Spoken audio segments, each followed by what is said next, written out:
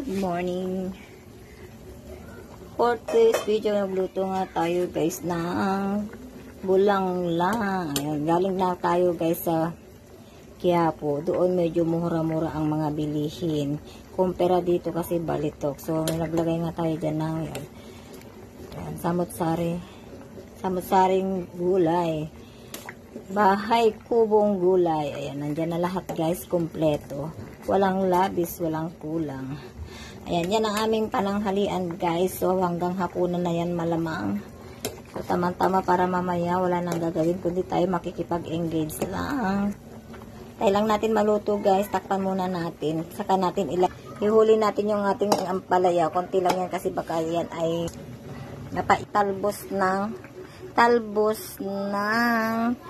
kalabasa at saka dahon at talbos at saka ito guys yung bulaklak. So hindi siya gaanong nag-bloom, konting pag-usli lang na ganyan, pero masarap yan guys. Ipang tatapis lang natin siya mamaya.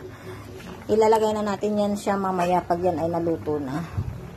Lagay ko na nga guys yung ating ampalaya. Inuli ko lang kasi baka yan ay mabay, kasi yan yung mga maliliit na pangpakbet talaga. Ilagay ko na nga guys, kalimutan ko.